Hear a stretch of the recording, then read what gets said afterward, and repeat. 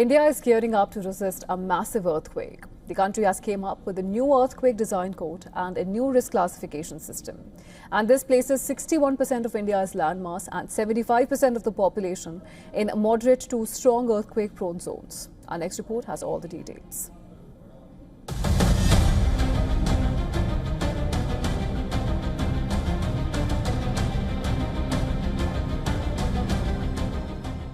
Bhuj, Chandigarh, Darjeeling, Guwahati, Port Blair, Srinagar.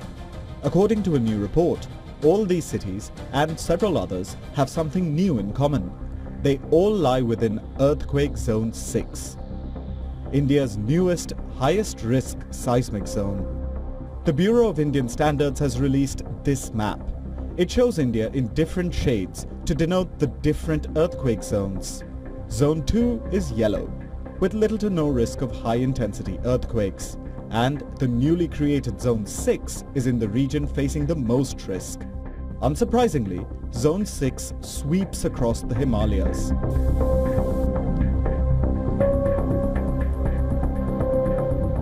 That's because the world's tallest mountains are the direct result of continuous seismic activity.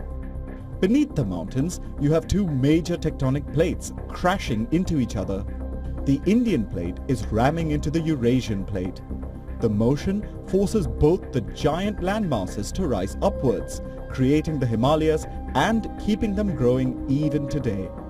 But this process of colossal fragments of the Earth's crust crashing into each other leads to tremendous pressure beneath the surface. The plates crack, creating what are known as fault lines.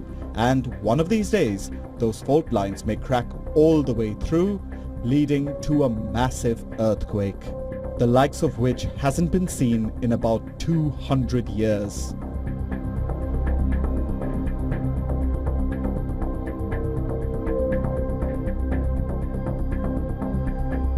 The last major Himalayan earthquake was the one that hit Nepal in 2015. It killed thousands and devastated the country's capital, Kathmandu. But even that quake did not cross 8 on the Richter scale. The Himalayas are due an 8-pointer, or maybe even an earth-shattering 9-pointer. Time is ticking, so India is making preparations to avoid catastrophe. The new classification system and earthquake design code serve a twofold purpose. They point out the regions most at risk, and then they recommend the best building practices. Countries like Japan have been living with regular earthquakes. They have developed practices to help buildings withstand the worst impacts. India's new code hopes to do the same. For example, the code says that buildings in high-risk zones need to anchor non-structural items that weigh a certain amount. Items like water tanks on top of buildings will need to be locked in place, so they don't fly off during an earthquake and land on someone's head. The new standards are being brought in with a view of saving as many lives as possible. Bureau Report, WION, World is One.